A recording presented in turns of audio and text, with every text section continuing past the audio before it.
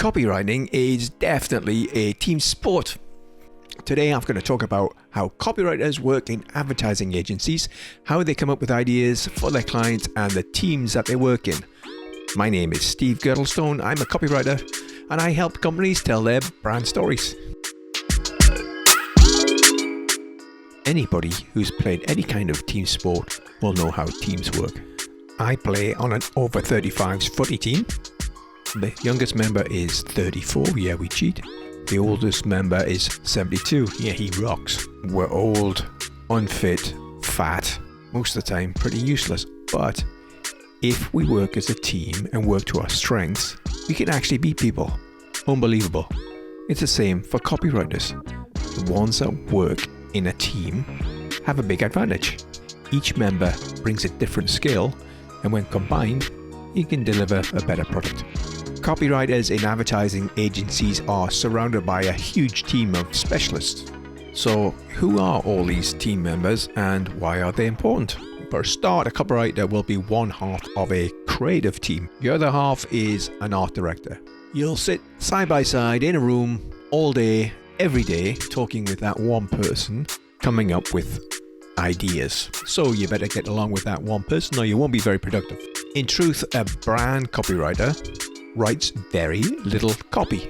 They're paid to come up with concepts, and the only concepts that are approved need copy. Now, a concept can be just words, it can be just pictures, or a combination of the two. And it doesn't really matter who comes up with what. Art director can come up with the words and a copywriter can come up with the pictures. It is the concept that's important. But ultimately, the copywriter will be responsible for how something's written, and the art directors are responsible for the layout and how the ad looks. The next person that sits at the table is someone from the account team. They have daily contact with the client, so they really get to know the client's business, the client's brand, and also the sector that they're working in. So they are the go-to people if you want information. Because the more you know about the product, the more persuasive you can be with your copy. A good account person will immerse themselves in a client's business. They will want to know everything about how it works, how the sector works, about the competition, and so they are a great source of information for a copywriter. The account team will get to know the business goals of the client. The agency then turns them into communication goals. What we have to say, who do we need to persuade, what do we need to do? And then from those communication goals, you can create a communication strategy.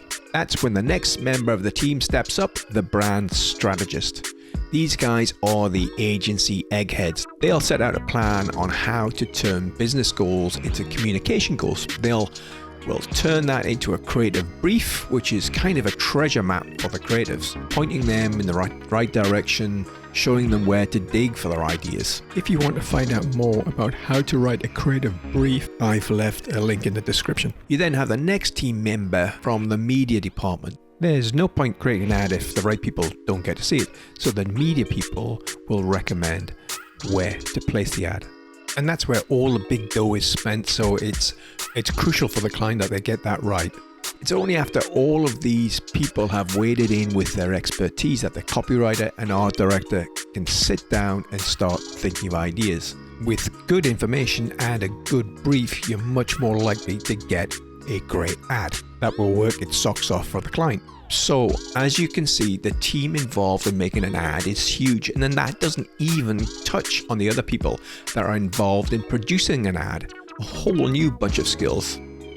A copywriter has to be a team player, and the team will make you a much better copywriter. If you want more detail about copywriting, then check out that video above. Okay, thanks for watching. Bye.